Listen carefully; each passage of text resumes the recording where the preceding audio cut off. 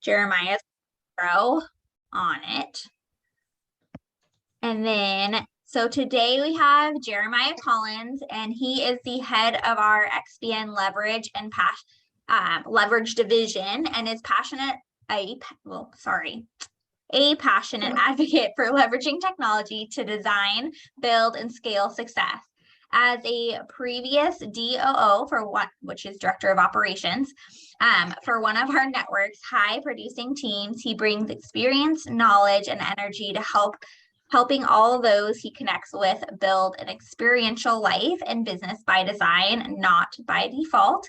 He is always excited to collaborate and welcomes opportunities to add value to the lives of agents in our network and beyond. So could not have chosen a better person to teach today's class. And I'm really excited for you guys to soak up this information. Make sure you ask lots of questions, and then he'll release you after he's taught everything for you guys to be able to finish out your lead generating that you still need to do for the day and enjoy the happy holiday. Go out, scare some people, or make some kids happy with candy. I'll let you take it away, Jeremiah. Thanks, Mara. As Mara mentioned, my name is Jeremiah. I am the XBN Leverage Division Director, and I'm really, really excited to be here with you guys today. I will say to Mara, if I had known that she was going to read the bio I sent over, I would have written something like shorter, so it would be a little bit less of a mouthful. So thanks for doing that. So guys, today I just want to start by saying, again, I'm so excited to be with you today. We have a lot to cover and a lot of, I think, fun things to collaborate on, especially when it comes to social media.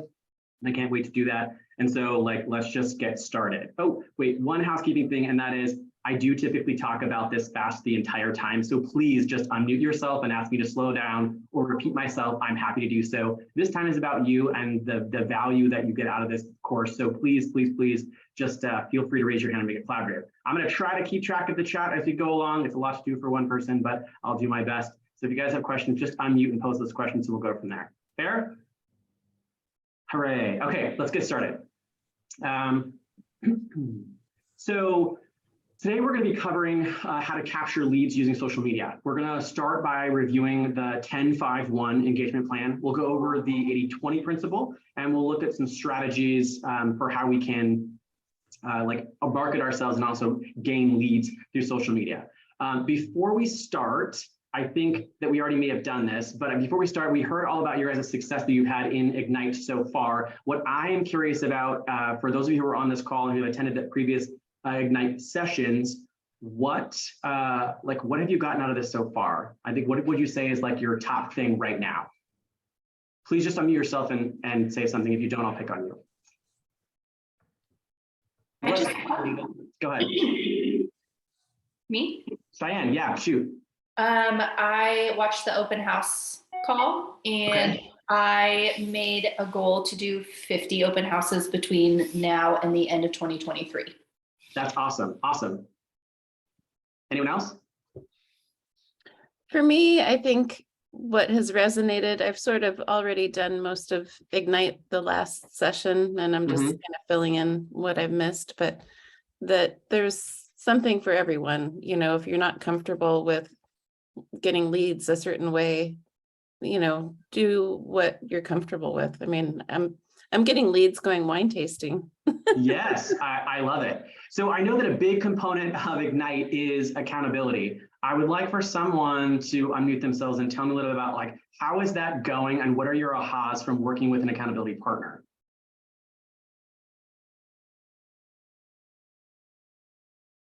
Whoa, quietly.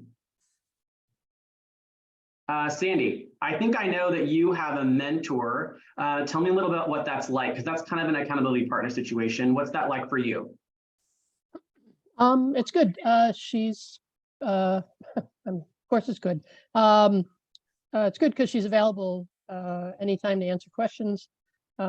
She'll sometimes just kind of set me off on my own to say, get this and this done, and then let's talk again. And but the lead generation, we haven't really focused on that just yet. Kind of got slammed immediately into a buyer representation. So yeah, well, I mean, that as far as problems go, that's a pretty great one to have. Yeah, so congratulations. Thank you. Okay, so what I want to do next is just go over our agenda. So we're going to talk, like I said, about the 1051 system, right? We're going to chat more also about the importance of social media posts and 20% of your business content. We're also going to identify social media engagement strategies that will add value to people in your network. And then as we're going through this process, I want you guys to start thinking about right now, like, what would you like to learn today? And what are some questions that you might have as we start this journey together in this class? And I think there's a spot for you guys on page 8.2. It's like the second page of your participation guide. So I want you to take maybe like 2 minutes right now and write down in your notes, what are a few things that you want to get out of today?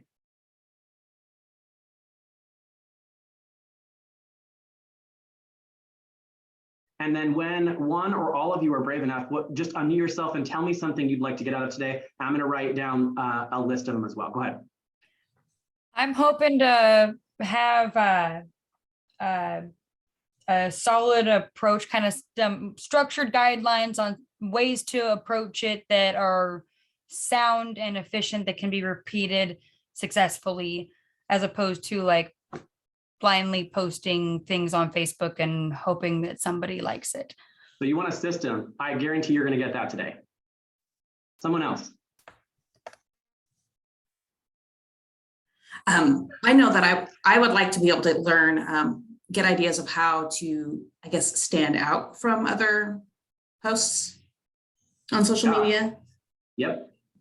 You will also get that as well. Cheyenne, I see your hand raised. I feel like my main hurdle to posting is wanting to seem authentic. Authenticity. We'll be talking about that today too. Yep. Melissa. Hey, compliance. Compliance. Okay. Yes. We're going to talk compliance a little bit today as well. I've done a lot of social media for a clinic that I worked for. Okay. And I oddly find it interesting. I love a good algorithm on a Monday, but yeah, Okay. It's the compliance part that terrifies me. Cool. Okay. There's some options and cool things we'll talk about there too. Thanks. Someone else we haven't heard from yet. I was going to say kind of along the lines of like compliance on like making sure that I'm posting things that are not going to get anybody in trouble. And then also, I know that there's like the 80-20, 80 year life, 20 more real estate, but kind of just more like more on that. Like, I know obviously those are statistical numbers, but like, how does that like flow together to make it seem like it's not like, oh, Yeah, here's all my life and then here's all my real estate. Yeah, we'll definitely talk about that. And there are some really interesting kind of thought exercises for us during that time. And I have some ideas for you guys too, as you kind of approach that 80-20 principle around like, hey, what does that even look like? I think I'm kind of like going to jump to the end almost. I think most people maybe don't realize how much content you have available that's also shareable in your lives. And when we start thinking about like how we're going to post and how we're going to make that happen, our behaviors change. And so then content feels more organic and a little more natural in that fashion. But I don't want to jump to the end too fast. Felicia, I see you're unmuted. Tell me more. I guess I want to know how many platforms we should focus on. You know, I mean, do you pick just a couple? I mean, are you trying to have a presence on a little bit on all of them? You know, how do you decide? Yeah, I'll have some information on that too. Like as we get through. So I love that everything that you guys mentioned so far on this list, which just quick review is just solid systems for employing social media leads, standing out and being authentic, being compliant and understanding like how to really get the most out of leveraging the 80-20 principle. And then just like how many platforms, but what platforms make the most sense for your business. All of that we get to cover today, so I'm really excited. I'm going to go ahead and jump in because I want to make sure I'm respectful of time so you guys can keep me accountable to that as well. So let's jump to the next slide here. So this is probably one of my favorite quotes that Gary has ever had, and that is that it takes time to learn something new, more time to implement, and then even longer to master it. So as we start thinking about like, how do we do that in the social media lead captures? Like, what are some things that you guys think about learning, mastery, and implementation? What are your thoughts there?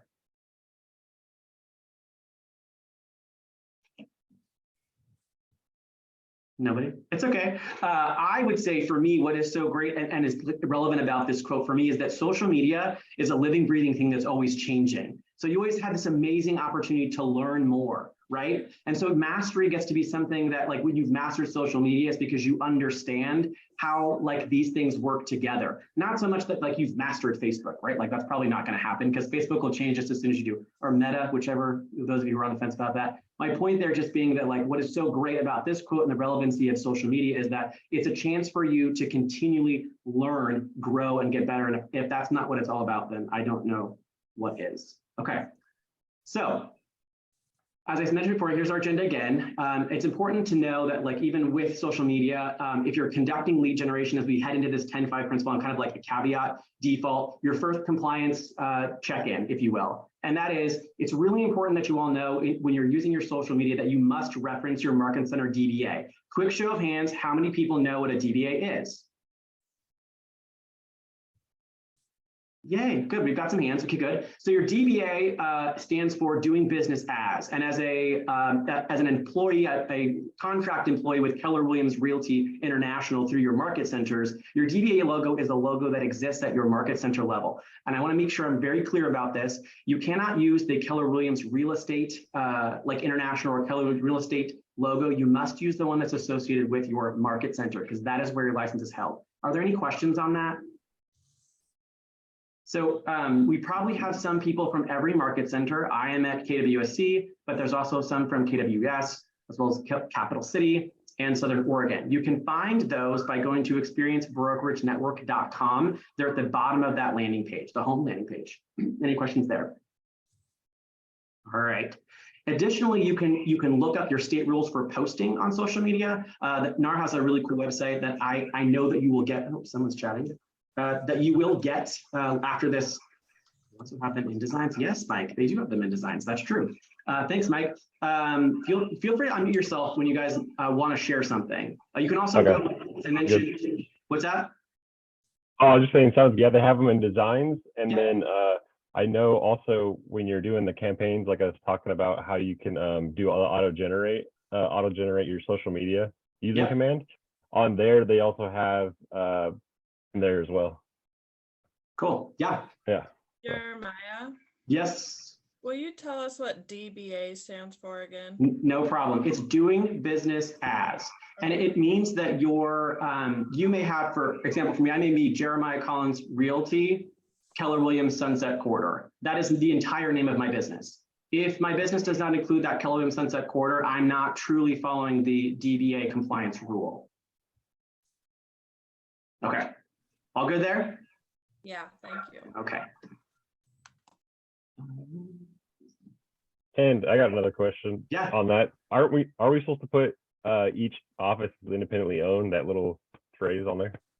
So the trick, it's sort of like a trick answer to a non-trick question. And the truth is that, like, with social media, if you're posting on platforms, it's actually the page that lives on that has to have all that information, not each post. So as an example, if I post on Facebook and someone goes to my Facebook page from that post or from that ad and goes to look at me, my page must say, like, Jeremiah Collins Realty, Keller Williams Sunset Corridor, and underneath that, I just have each office is independently owned and operated. Okay, that makes sense.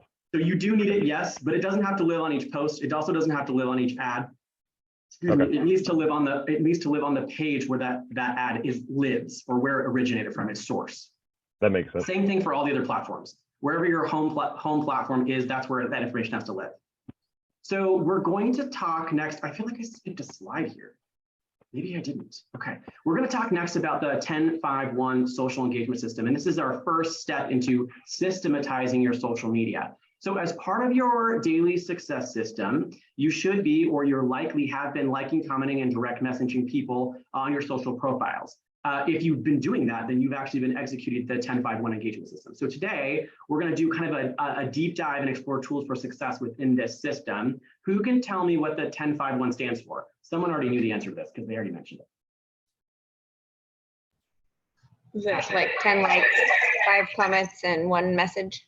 Yeah, you got it. You nailed it. So let me ask a follow-up question. How has that been going for those of you who are employing that? As you've been posting and liking more, are you noticing changes in your engagement and activity of your posts? I have, for sure. Okay. Jennifer? Could you repeat what it is? Yeah, no problem. It's on the next slide too, but it's Okay. 10 likes. It's 10 likes, 5 posts, 1 comment or direct message, or 5 comments, 1 direct message. So what I'm going to do is we're going to go to the next slide. I want to make sure I mention before we leave that the goal of your social media 1051 smart plan or engagement system is to utilize social media because it's typically a free and incredibly powerful marketing tool, right? Well, that will allow you to expand your sphere, and you can do it from your smartphone. And the biggest thing is to engage and connect with other people, right? Like that's the point. It allows you to connect, and you wield it appropriately. It can really grow your business. Fair? Okay. So I'm supposed to have you guys refer to 8.3, which is the next slide. So this is how many loves or likes that you're doing on each post for people across your network. This is a quick and easy way for you guys to kind of know. You're probably already doing it, but it's a great like intentional business practice. So let's look at that really quickly. All right, does everybody have this page? It is page 8.3. Fair? Yes? Okay, so I think there's a spot in here where it asks you, it's like the next slide, where it asks you about which apps are popular, and I'm excited to get to that slide next. But what I want to know from you guys is how often are you interacting with people in this 10 likes per day situation? How often are you doing that? And when does it happen during your day? I've been trying to do it like first thing in the day. So that way, if there's any sort of like commentary or like engagement, it's not like, oh, I just did that and then I went to bed and then like that is like kind of done. So how many of you know like when the most common posting times are? I feel like it's in the evening because that's when people get off work and can engage more on social media. That is one time. Yep. When else might they be on social media and posting things that you can like or comment? Before lunch, earlier in the day, somewhere between 10 and 11, right as people get on their lunch, the prime time is what I believe. Yes, Tristan, very good.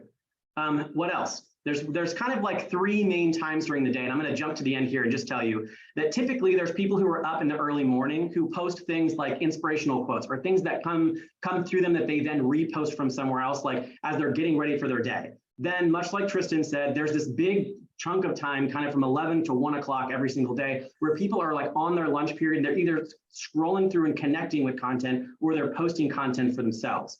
So I would say to you, if you know that your lead generation time is during a set time, so my lead generation time every day is from 9 to 11, I finish my lead generation time with social media. And the reason is because I know that there are people who are going to quickly engage with whatever I do right after I do it.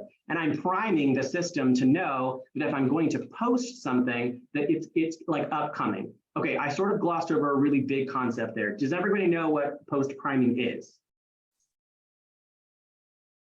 Okay, so it's actually just employing the 1051 system prior to posting anything for yourself. Now, we just got done talking about how there's kind of 3 posting periods that we really want throughout the day, knowing that we really would love to nail that middle section because that's when the most people are engaged. And if we know that, then post priming is essentially running your 1051, right? Getting your 10 likes in, your 5 comments in, and then sending that 1 direct message, and then posting whatever content that you're going to for that day in the same time frame. Because what that does for us is it lets the algorithm know that we're online, we're connected, and we're engaging, whatever platform it is. And then we post, our post will actually appear higher in that algorithm rating than it would if we didn't. Yes, Melissa? Sorry, I had to unmute myself. So this is where my question is that when you are doing the 1051, in my head, I'm doing that on like my personal Facebook page. And then when I post something, it's going to be on my business Facebook page. So am I doing, I mean, in my head, that makes sense. The 1051, you're priming, right? But now I'm not posting necessarily from my personal page. I'm posting from my business page. Is that what, do you know where I'm going with that? Yeah, I get it. Making my brain hurt. You're managing more than one profile, right? You're managing more than one profile on a single platform. That's not unusual.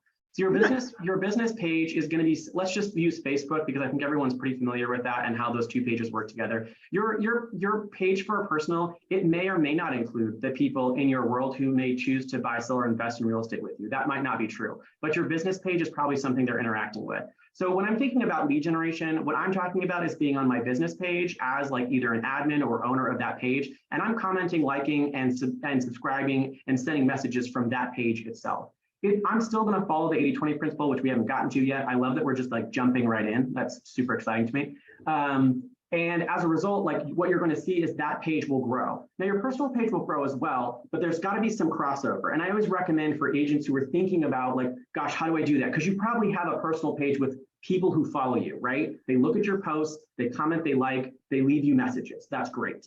So what you'll have to do at some point though is transition so that the people who buy, sell, or invest and that the ones that trust you and like you, that they're on both pages. Now, honestly, that starts with an easy conversation of something to the effect of like an easy script for you is, hey guys, I know that you trust me and like me, and I really appreciate all of that and how much love you're giving me. I want you to know that I'm in real estate now, and I've got this new page that I want you to check out. And this is like a psychological tip for scripts, ask for help. Almost everyone will do it, yes. Right? If I say to you, Melissa, hey, Melissa, I know that you follow me on my Facebook page. I need your help. I started this new Facebook business page and I want to make sure that I have people kind of follow it, but I also need to know whether or not the content there is like useful for people in our area. Would you do me a favor? Would you first go on and like that page and then start following it? And then will you give me some feedback on what you liked and what you don't like about posting content? And then maybe I can take you to coffee in a week and we can talk about it. How does that sound? I love that idea. I don't know about you, but I just set an appointment. Oh, someone's coming in. Jordan. So I say that to you guys as an option for when you're thinking about setting up that platform. And to be fair, that's sort of like I made an assumption that we were already there, and that's okay. Any other questions about Facebook, about your Facebook page or building a business profile on these platforms? Let's pose that question. We'll pause in our class for just a second for those questions. Go ahead. Anybody? Do you think everybody should make a business Facebook page if you already have a personal Facebook page? Well, this is more of a preferential question that you have to answer. So as an example, I would say, if you're not going to run ads out of Facebook ever, then you can have a personal Facebook page and not worry about it. But if you are going to run ads, you can't do it without a business Facebook page.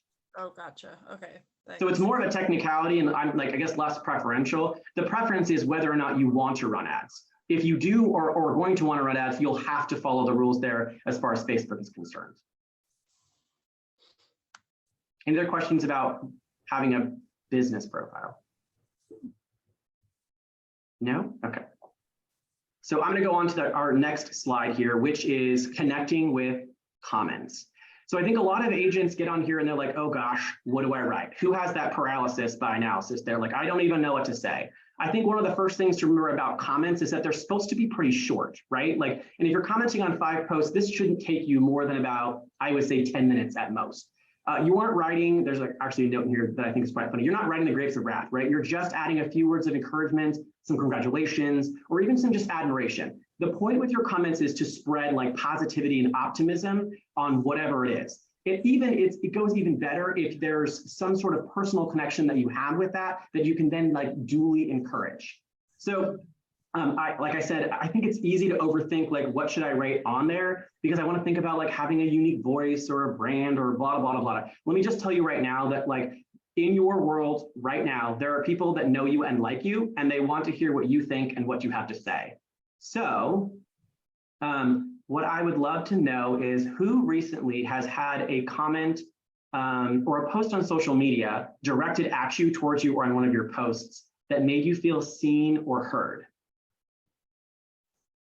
Stacy, would you share? You can unmute yourself.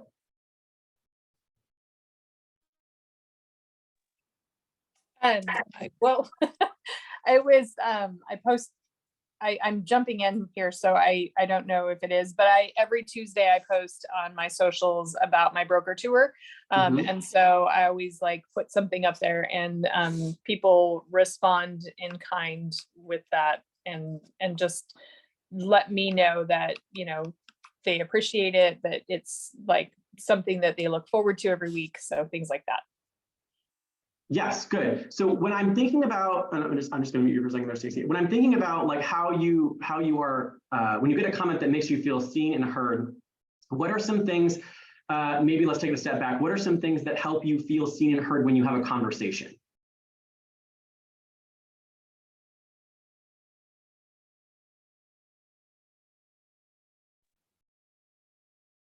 To me, it's that you care, Yeah. you know, and that it's genuine, you know what I mean? It's like, and I've learned this from Dana over and over and over. It's an intentional staying in relationship with them.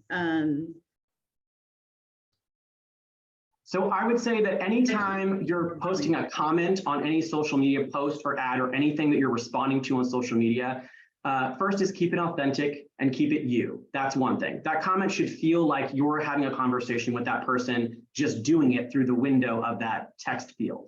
In addition, if you can use their name or refer specifically to the activity that is special to them, or share an insight about the connection you have with that person through that comment, you will be winning. Not to mention adding like real value to that person's life. So Melissa, you've been adding a lot of value to this conversation, so I will kind of pick on you. And I will say, if I were commenting on one of your posts, I might say, what's a post that you posted recently that you really like? What's a post that I really posted? Yeah, anything, just post, what have you posted recently? On Friday, I posted a picture of my grandson's foot that he'd stuck in my face. Because all I heard that evening, Grandma, you do this little piggy again. So I would say, to make you feel seen and heard, I might comment something like, Melissa, you are so blessed, like snuggle those piggies for as long as you can, right? Because it comes off as like genuinely caring about you and your experience. And I also mentioned your name. So that's an example of how to make sure that like when we're commenting, that the comments are high level. I'm gonna like back up even further for just a second and about content on social media and just mention, I had this conversation with a social media marketer not too long ago. And how many of you are like into like, let's just post everything that we can on social media. Let's just post. Please, nobody's hand go up. If you're going to go up, don't be ashamed. It's just like that time is gone. What I will tell you is this new, great, amazing opportunity for everybody on this call is that now what people are looking for, specifically consumers of social media content, what they're looking for is high quality content. You do have to post consistently, but if you do so like once a week as opposed to every day, or even once a month with a super high quality blog that's then cross-trafficked to multiple other areas, what you guys will find is your business will grow and so will your reach and your subscribers. And that truly is what it's all about at the end of the day, of getting in front of enough people that you can continue to pour value into their lives. Fair? Great. Okay, we're moving on. So we've talked about likes, we've talked about comments, and now we're going to talk about sending a private or direct message. So I think that everyone can agree that at least once per day, you should be sending, in addition to an original post, you should be sharing something else to the people in your audience. Whether that's a message or whether that's a post or an ad, we should be doing that at least once a day. Now I'm going to go backwards because this note said create post, and that's not true. I don't think you should be posting, but I think you should definitely be messaging. So direct messaging at least one person in your social media per day. How many people think they can do that? Oh, I hope everyone raises their hand. And let me give you some examples. A direct or private message to someone might be like, if you saw on their page that they have a friend who's like an artist that created something beautiful, message that person and tell them that it's amazing and get that other person's contact information. I'm not saying that you necessarily need to or want to do anything with it, but like connecting with them and getting engaged in their life is important and critical to your success in your business, but it's also how you can do it through social media. Okay, so what are other examples of things we might do or send as a message to someone in your network? And I want to hear from Linda Reed. I would like to hear from Linda. What is an example of a private message or direct message that you might send to someone in your social media network?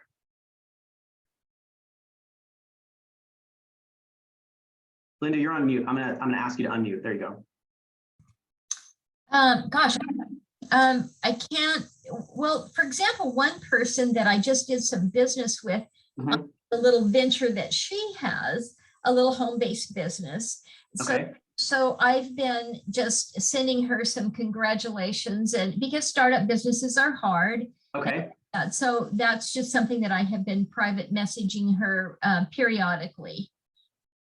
Is there anybody, and I'm going to take this, that's a great example. Linda, is there anybody else in your social network who feels the same way that you do about small businesses? Oh, I would think so, yes.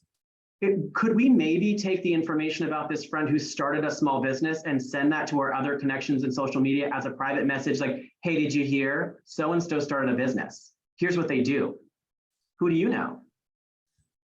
Yeah, I can really do that. She's even asked me to do it on my regular personal Facebook page on the product. Sure. I've just been unwilling to do it.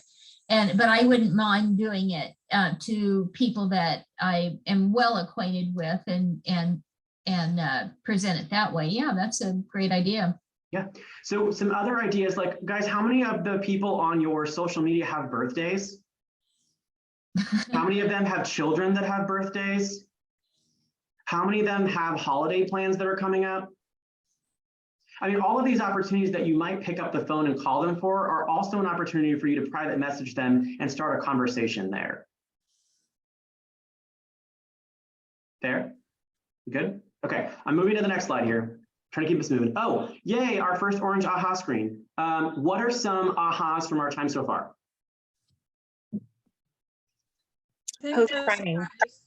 Emily, go ahead.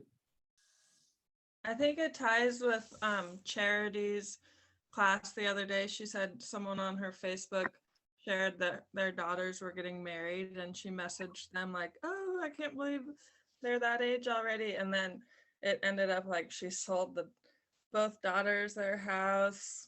The mom was like downsizing. She sold the mom a house. Like, it's just like a great read into showing people that you care about their life. Yeah, you brought up a very good aha for me that I didn't mention earlier, but anytime anyone's having a life change, that's an opportunity for a private message, especially if you don't know them well enough to have their phone number, right? So both joyous and not so joyous, death, divorce, marriage, and babies, those are the 4 big ones that come to mind about a life change. And all of those changes probably require some assistance and or value around where are you going to live and what are you going to do with that home?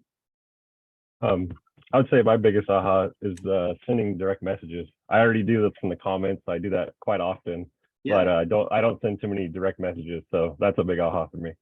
Yeah. So what's the difference, guys, between comments and direct message for you in terms? Like, what are your guys' thoughts about that? Comments or direct message can be like more personal. Yeah.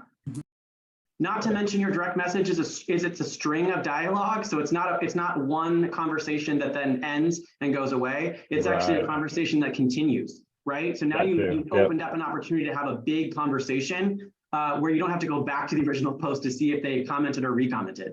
Melissa, you were going to say something. Go ahead. Oh, now it's gone. The other Melissa. Oh, good, because it wasn't me. It was basically what Mike touched on. It's a lot more personable. Yeah. Sorry, I'm just taking notes. That's my awkward silence here. Okay. It says that we should spend 5 minutes on that, but we have more to cover and I want to get to it all. So we talked about the 10-5-1 engagement system. We're going to talk next about posting practice, which is going to lead us directly into our 80-20 principle. So I know that they want you to refer to your guide, and there's a spot, by the way, for an activity that they want you to do later, but I want to do it now. So let's just do it now. Okay, when we're thinking about connecting on social media, what I want to know is we're going to take some time. What applications do you guys think in social media are popular? I know this is one of the questions that we wanted to get answered today, and so I want to make sure I cover it. So what are the apps that we can use? Which ones are popular? The Tickety Talk. TikTok is popular. I feel like Instagram. Instagram is definitely popular. Yep. What else? LinkedIn. LinkedIn's a good one. Yep. I'll do a lot of like when I go show a house, I'll often record it on Snapchat, and I've gotten a lot of positive feedback that way too. Just put it on my story. How many of you guys are using Snapchat? Never. Too much. Okay, who else? What other platforms are there? Facebook, Instagram, LinkedIn. Twitter. There's also YouTube if you want to post YouTube videos. Yes. I'm going to say this. Thank you for saying that. I was hoping it wouldn't get forgotten. Yep. Melissa, MT, what did you say? Sorry, I missed it. Oh, I know. Always the food in your mouth. It's fine. I'm doing it on purpose. I'm watching carefully.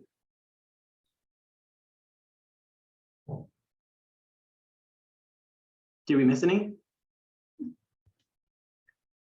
So I actually wrote a list for myself today just before I jumped on this call, and some that you may not be using or may not be using kind of like to their full potential is WhatsApp and Pinterest for those kind of techie people, Reddit, and then Twitter, which it's funny that no one mentioned Twitter, but I wrote the list down not only for you guys as a list, not comprehensive, but the top like most popular ones, and I also put them in order. And here's the order.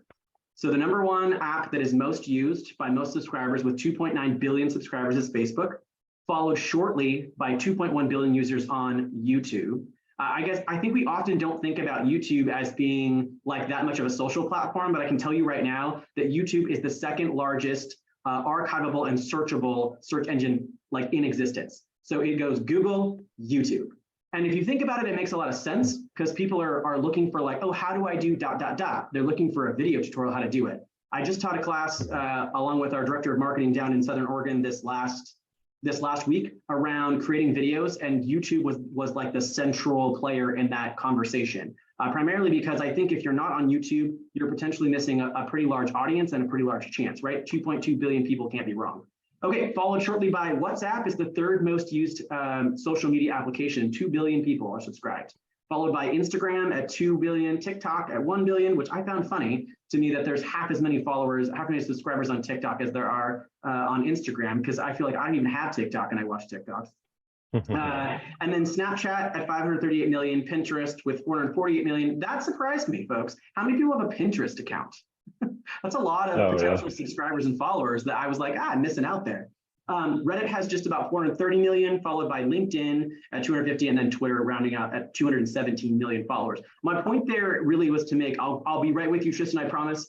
My point there was really just to make that overall, there are 14.4 billion people subscribed to social media platforms. Would you like to get to know them? You can do it with social media. Okay, Tristan, shoot, what's your question? So just a quick question based on WhatsApp. So I don't use WhatsApp, and so I guess I'm just a little curious as to what would be the difference between putting someone's contact info in WhatsApp versus just throwing it in the command. Like, how would you differentiate using just like command versus like solely having a conversation on WhatsApp? I don't know how you would differentiate the two there. Yeah, so I think the conversation around WhatsApp really is it's a messaging platform, right? And it's allegedly more secure than SMS. So when you send your text messages out into the world, anyone can grab them and do whatever they want with them, which is somewhat terrifying, but also just like what it is. WhatsApp is actually fully encrypted end to end. So like when you send a message through there, like there's not any chance anyone's going to grab it. That would be an extension of maybe Facebook Messenger. That's how I would probably employ that. So these are people who are already that already know you and like you, that you're already in a relationship with. And it's just a more secure way for you to share information or stay connected. It's also another centralized place, right? Where like all of our conversations are all in one place. So I don't have to go looking across multiple platforms to figure out like, oh, I sent you an email and then I sent a Facebook message and then I swear you said something on my Reddit. I got to go find all that information, right? Like that doesn't exist. So it's just another place where you can connect via messaging, like at a high level in one place. So that's what I would use it for if I were you. All right, so how many of you like heard that list? How many of you are using all of those social media platforms? Probably not everyone. Is there any on that list that you're not using that you think that you maybe would like to or maybe should? And I want to pick on someone because I would love a response. Let's hear from Amanda. You have to unmute, Amanda. Yeah, no, definitely gonna run with the YouTube. It was interesting. I was talking to a few clients and they actually told me that they felt really validated in some things that I said because they heard some agents say it on YouTube. Yeah. I've heard that. Yeah. So the YouTube I'm kind of looking at, like, I think I need to run with that a little bit and maybe do like the video, post the video onto Facebook so that they're all connected, or try to connect them in some ways. Hey, look at my videos on YouTube. from? Well, what is so beautiful about YouTube as a platform is that you can create long form content, right? So anything over about 15 to 30 seconds, you can create like a 2-minute video. You can then break it down or edit it down into smaller short form videos that can then go onto platforms like TikTok or Facebook Reels, or really anywhere where they accept short form video. And the reason I love that is because then that content is now evergreen once it lives on YouTube. You can always take it down and edit it into smaller bite-sized pieces that are relevant for whatever's going on in the market to continue to position yourself as an expert. Sound good? That's Okay, brilliant. so are you guys on YouTube yet? Okay, I would definitely be exploring that if you haven't already.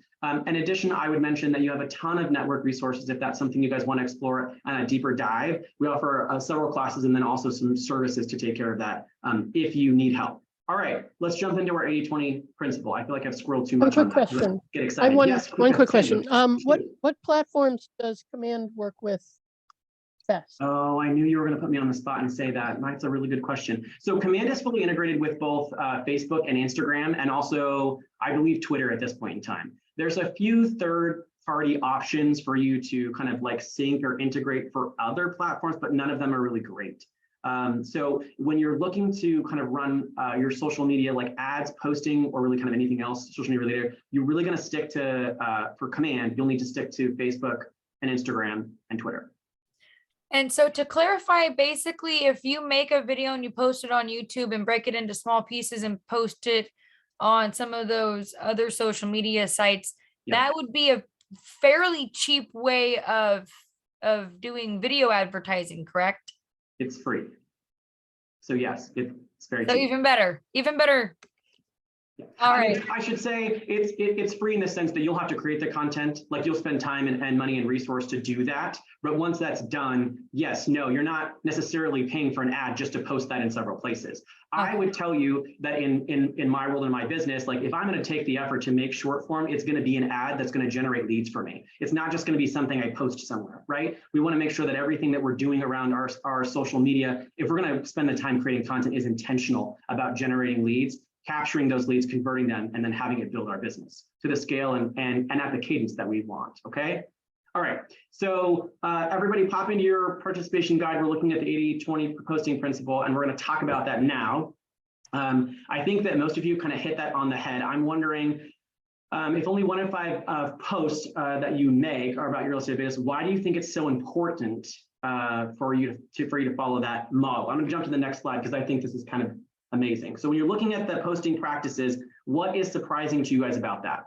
Go back. Is there anything that stands out to you guys when you look at this page? It's page 5, 8.5. What sticks out to you about that page? People are more interested in your personal posts and what. Yeah, who said that? Emily. Emily, thank you. Yes, people are more interested in your personal posts. What might that say though about people, right? Like, what is that saying about what the content that they consume? I have an answer, but I'd like to hear someone else other than my voice.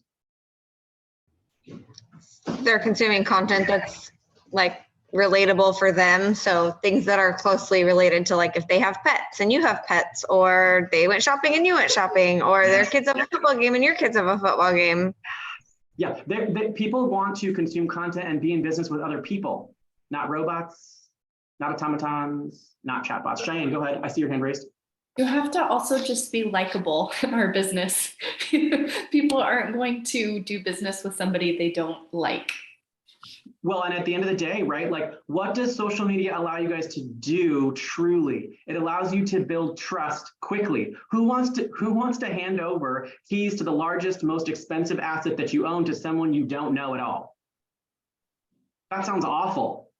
But you know what's great about social media is it offers you an opportunity to build trust real fast without having to be necessarily right in front of someone.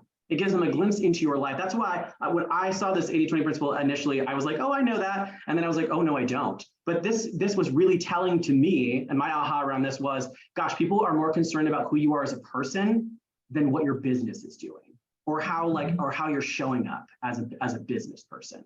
So that's just something I want to make sure I really nail that down for y'all. So let's dig deep into the 80-20, right? And let's, instead of as I mentioned before, instead of just throwing everything to your social media, like your listings and your business content, but adopting a principle that says like 80% of what you post is your interests. What I'm curious about is what might you post? There's some on this slide, things that you can post that are of personal interest to you. What stands out to you guys about what's going on here on this list?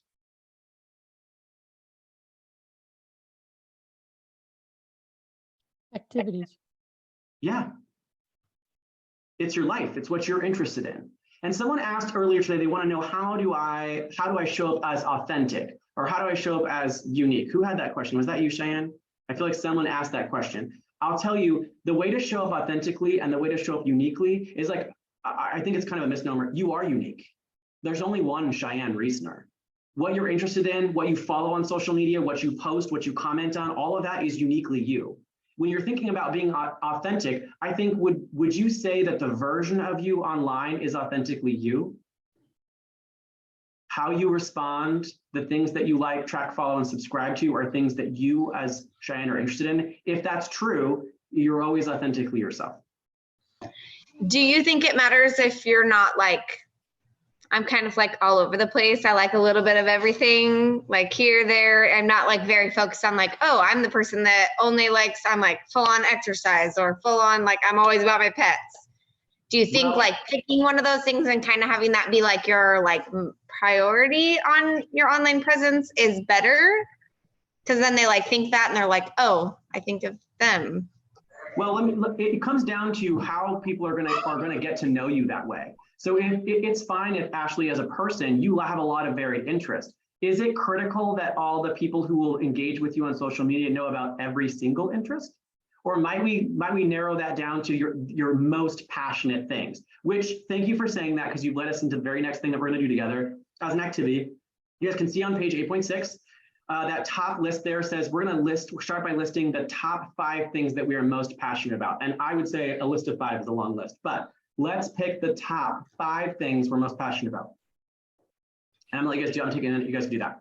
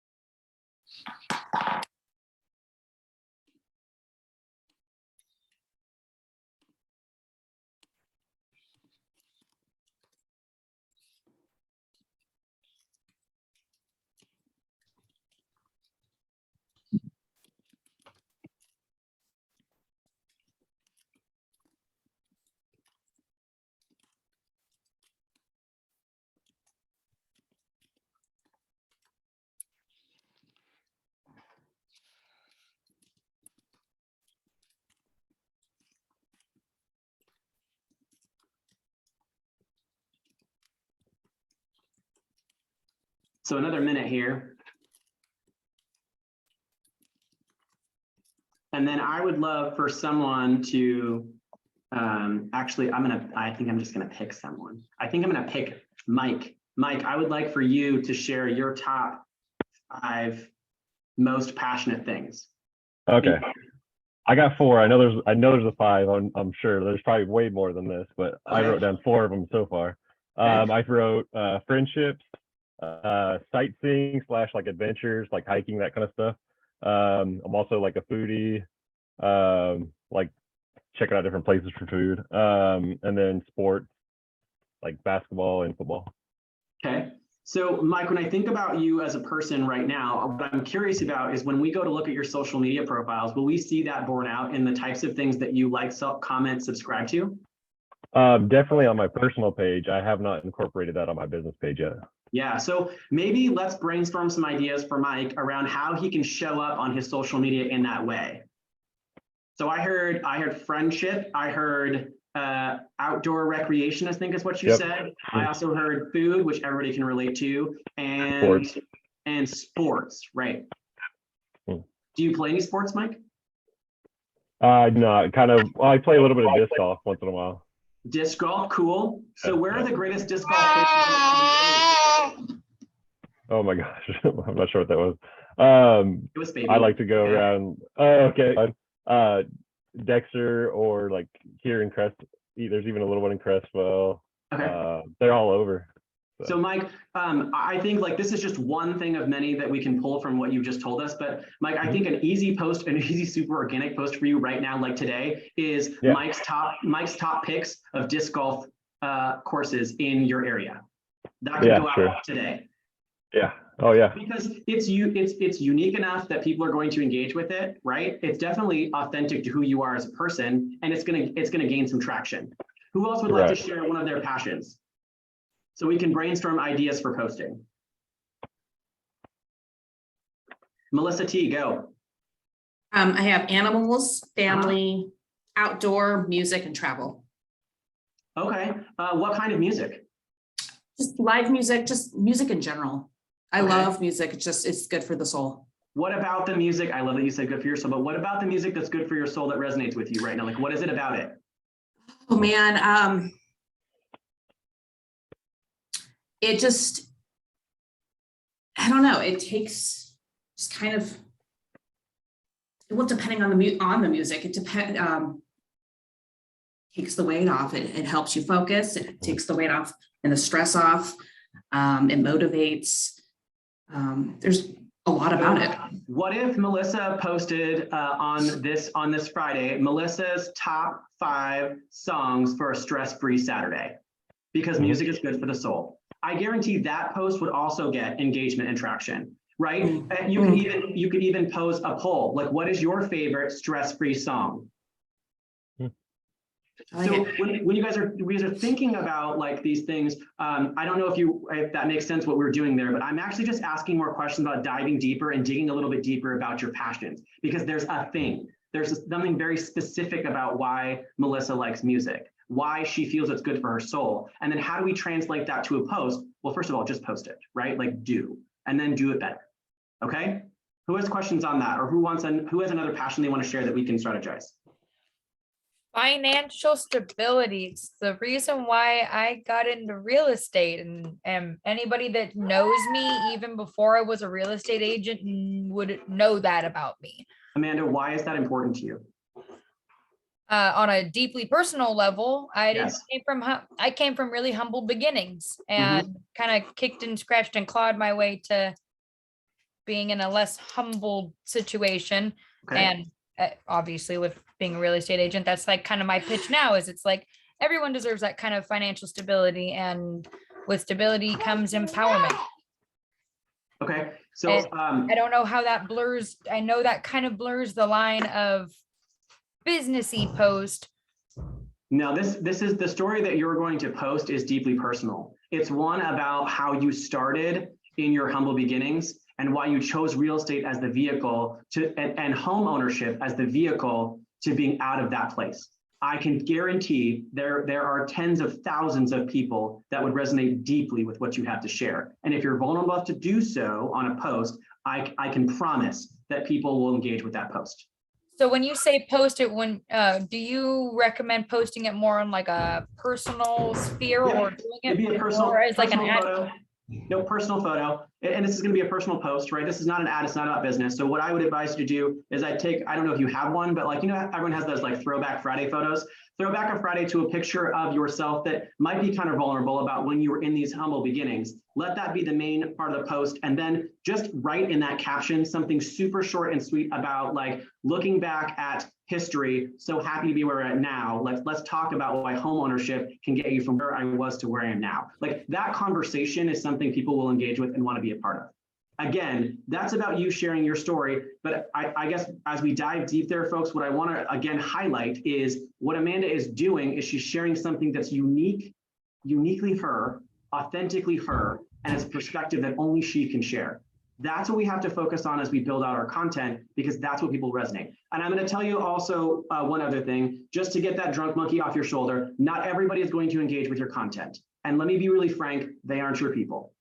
If they don't like it or they have hate in the comments, those are not your people anyway. Keep moving.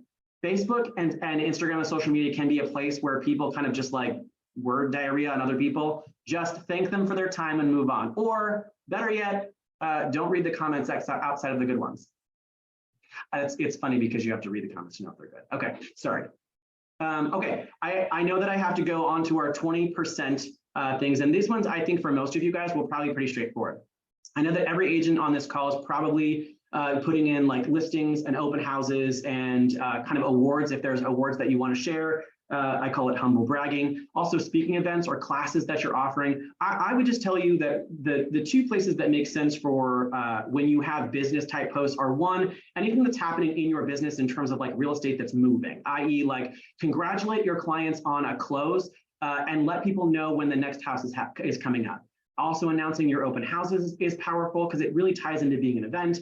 And then really anything where you're going to pour value in. So I don't want to give you too much information. What are some business posts that you can create that might help to increase your engagement on social media? What are your thoughts?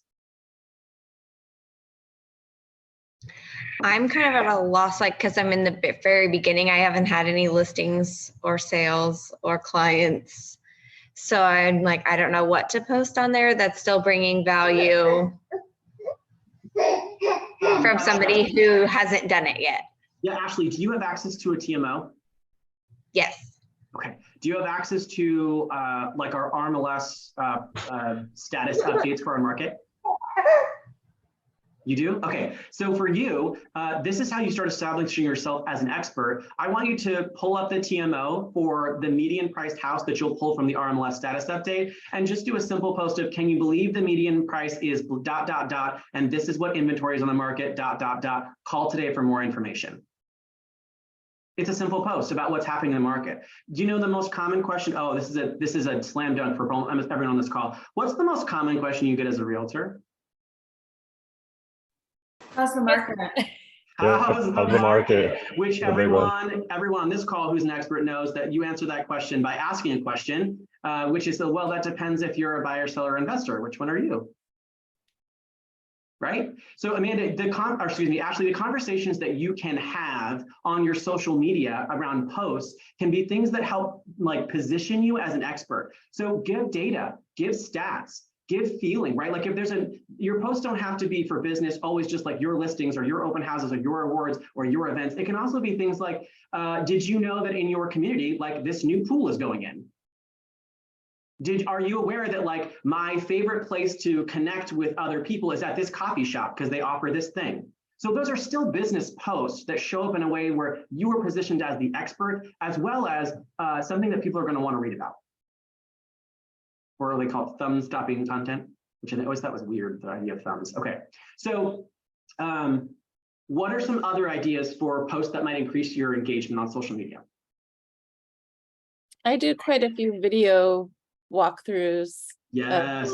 Like they don't have to be your listing. You just go through a house and shoot video. And the first one I did from an open house, and I was like talking the whole time. I had to do it like 5 times. But if you do music over, when you're doing the reel, then I don't know, it just kind of flows nicely.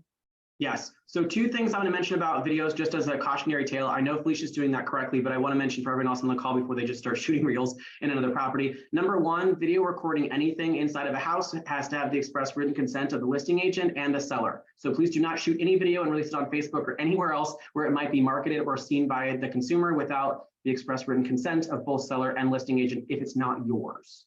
If you're the listing agent, it's no harm, no foul, because they've already agreed to have video and internet coverage as part of the listing contract. So nothing to issue there, but just be sure, right? And then also, obviously, if it's not your listing, nothing identifiable that's not public knowledge. Meaning if you're outside the house and you shoot a photo, well, that's not private information because anyone could walk by and see that there's a sign in the yard and see the address, right? But inside the house is private behind closed doors that are obviously locked and secured with lockbox. So just as a forewarning, that's a great idea and you should absolutely do it. Especially, Felicia, that's a great use of your time at an open house that may or may not be so busy right now, folks. Is that a fair assumption? They may not be super busy, but what a great opportunity for you guys to create content for your socials while you're not like super slammed at open houses. Again, just make sure that you check in with the listing agent and the seller and that they're okay with you both recording and also releasing that information on the interwebs. Okay, any questions on that? Cool. You guys are so awesome. Yes, I do. Yep, Melissa, shoot.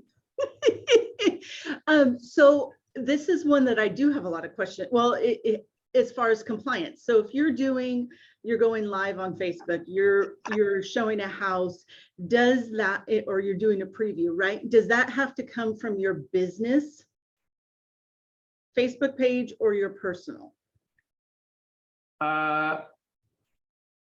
Yeah, no, I mean, I don't know why you would post it on your personal page. Obviously knowing that if you did, there are some teeny rule violations that are actually have big consequences, right? Because when the information goes back, are you engaging in business while you're shooting that video? Yes. Yes, you are. And so whether or not it's on your business page or not, there's no way for them to go back to the original post and see that you're compliant with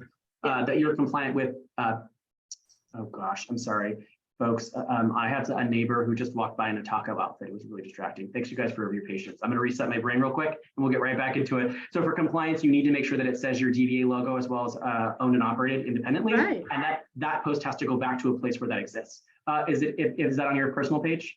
No, I haven't done yeah. it. I see agents do it, not in our brokerage, but I'm like, it's making me nervous. It's a teeny no-no, and I think that like most sellers wouldn't know that, so they'd probably gloss over it. But part of my many hats that I get to wear at Private Network is around compliance. So please don't get thrown in real estate jail. Please, just I don't want to. Yeah, Thank you. Put it on your business Facebook page. Okay. So that would be a reason to have a business Facebook page if you plan on doing something like that beyond just running ads. Yeah, and truthfully, any content, I can't think of a good reason why any content that you would have for your business wouldn't exist on a Facebook business page or on a business profile, specifically because that's where you want people to engage with it. Okay, so our next slide is all about like the next 10%. Like I'm aware that I can do math, 80, 20 is 100. So we're talking about going above and beyond to give 110%, which always I thought was a funny thing because obviously you can't. However, what I do love is the idea that including community service posts in addition to your personal and business posts is really a way to go above and beyond. So when you guys think about community posts, what might that look like to you? What do you think of when you think community posts?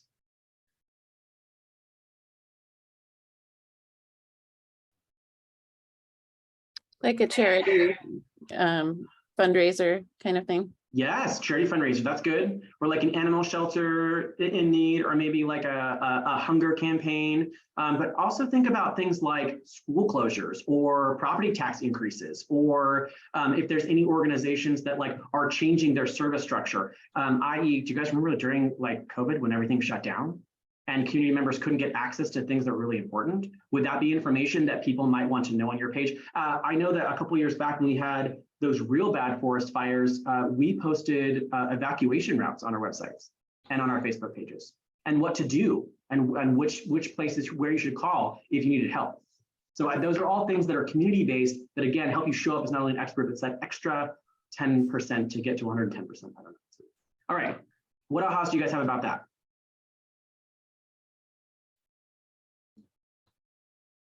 No ahas at all? I have one, and that has to do with the video shooting. Yes. And I've done it. I've done them, like when I've done open houses for other agents where I shot a video. Never thought to actually make sure that it's okay to do that. And I just had an agent from another company that was shot a video for an out-of-state buyer, and I happened to go on her website. Now we were in contract, although they did back out, but she posted that video without having asked me anything about it. And I thought it was kind of odd that at least she didn't tell me that she was going to post that on her website. So that's kind of a big aha to me. Well, so here's the issue. She basically had access to a private home as a condition of her license. Uh-huh.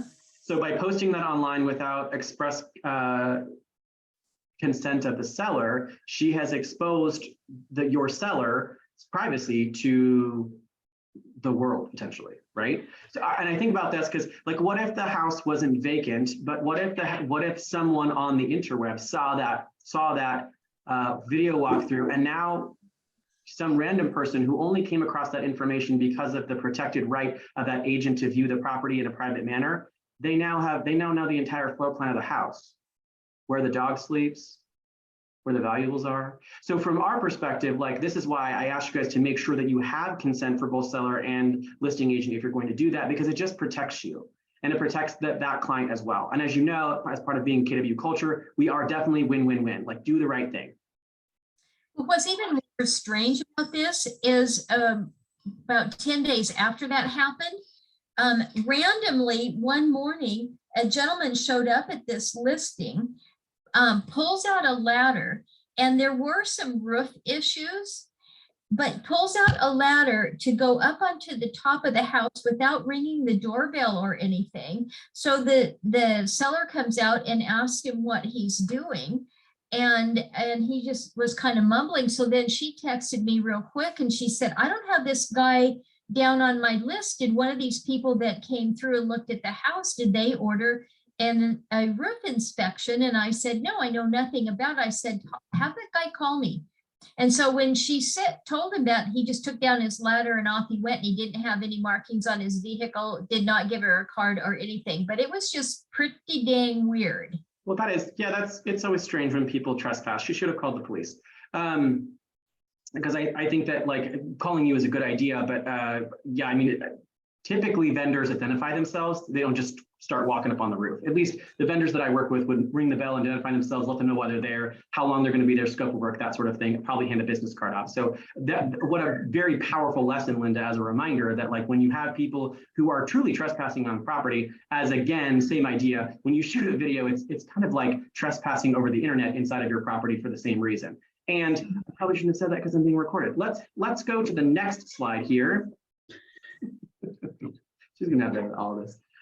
So we talked about the 10-5-1 engagement. We talked about posting practices. Now we're going to jump into social media strategies. And we're going to move a little bit quickly because I want to give plenty of time at the end. So just stop me if you've already heard it. So obviously with your strategies, what we really want to focus on is connecting with people. So posting about your neighborhood, like all these sorts of using images. So congratulating new homeowners, posting about your listings, really like engage, educate, and like energize. Like that's the whole point, right? So what I want to know is for you, how many of you guys on the call understand what like each platform is intended for? Because we'll go over that if you'd like to. Okay, I'm gonna pick on some people. So I'm gonna go for my list here. Facebook. Who wants to tell me what Facebook is for? What would you do on Facebook? Linda, I think you're already unmuted. Yeah, I do lots of things on Facebook. And even the congrats goes on there, but I have a lot of, I got about 700 followers, and actually Facebook has been really good to me in terms of the not only the engagement, but the involvement that I get from people that either I've done business with or just friends in general. So I post a lot of things on, I post a lot of my interest things, of course, but kind of dovetail into my real estate business as well without saying real estate. Okay, so I would use Facebook for ads on anything that I'm buying, selling, or investing on. That's one thing. Number two, I would use it for video. So I'm going to put on, like think open houses as a reel, right? It's only there for 24 hours. Like put it on there, get people excited, consistently adding like short form videos so that people can get connected, as well as links from posts for them to go to your YouTube channel to see the rest of the video. That's the other thing I've used for. The third thing I would use it for that maybe people on this call are not doing that, and you can, is Linda, you said interest groups. If you guys have not joined groups inside of Facebook groups, you should. That is a powerful way to leverage what you already love and are passionate about and get connected with other like-minded people. And then also just happen to mention, I also help people buy, sell, invest in real estate group, or say invest in real estate in the Portland area and beyond. So I say that to you because you're going to be talking about with them constantly and engaging with everyone on in those groups and on those channels around something that you're passionate about, and like the conversation on business will happen organically. If nothing else, you're building your sphere and your database and your SOI at the same time. Okay, how about YouTube? What would you do there? Yeah. Video, yeah, video content. What kind of video content can we do there, guys? Anything? I would say you're going to do probably two things, maybe three, but timeless and timely. So timeless things will be like all your evergreen content around like, how does a transaction work? What is earnest money? What does it mean to compete? What's a listing contract? How long does it take to buy, sell, or invest in a house? What does it feel like? Timely might be your market stat or your market minute for Monday. Here's what's happening this week. What's a consumer confidence index and why is it important? So these are opportunities for you guys to create both of those kind of categories of information. And these videos don't have to be long and they don't have to have super high production value, right? People will still watch as long as it's you showing up with your unique perspective in an authentic way and providing value. Who's doing video right now consistently? No. I would love to hear from someone who's brave. Raise your hand and tell me why, if you're not doing video, why are you not doing video?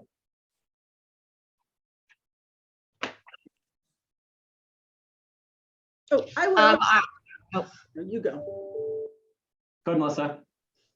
Because it was the compliance. So to make anything made me terrified. Whether it was going live and looking at a house or talking a video and making sure that I was, if we're talking about the differences, what's the difference between a buyer's market, seller's market, and kind of a stable normal? Yep. I'm afraid I'm going to get in trouble. Okay, fair. So I'll give you guys one video option for yourselves right now that all of you can do that will be compliant, that's not going to get you in trouble. You can do client video testimonials. How did I do? Why did you choose me? What challenges did you have? I actually teach a whole class around this that's coming to all your market centers, but these are easy interview questions that you can send them either to record their own responses or you can sit down with them over coffee and record them. Either way, it's a great opportunity for agents who are worried about getting in front of the camera and would rather stay behind the camera to start with. What a great stepping stone into video. The reason Could you say those 3 questions again?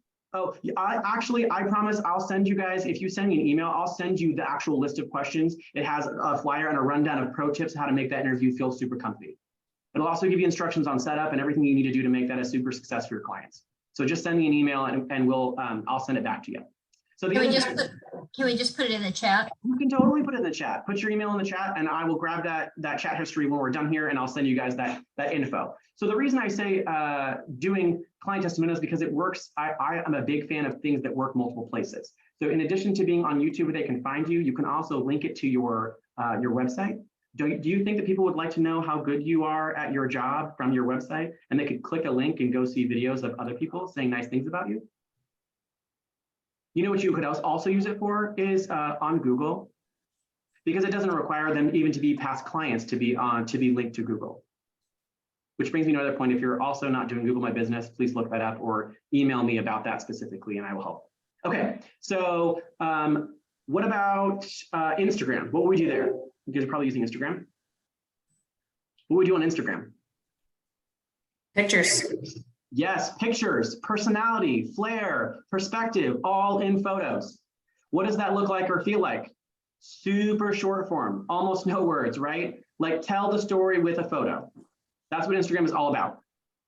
And also, I encourage you all I encourage you guys all to make sure that on your Instagram that you're showing up in the funnest, fullest version of you without sacrificing of your authenticity, right? Like I promise, whoever you are and whatever you're doing, people will still want to watch. They're still excited. Okay. So just to ask you guys, what is your favorite platform? Yeah, what is your favorite platform? Who's got a favorite platform?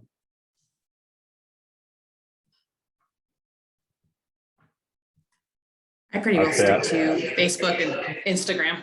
Mm-hmm. So if you are this Facebook and Instagram, yeah. If you are doing both Facebook and Instagram together, are you guys leveraging that through Command? Because they both are tied together. Yes. Cool. What success have you found with that? It depends on what the post is. But I mean, definitely there's certain things that get a lot more traction than others. But pretty decent success. You made a lot of.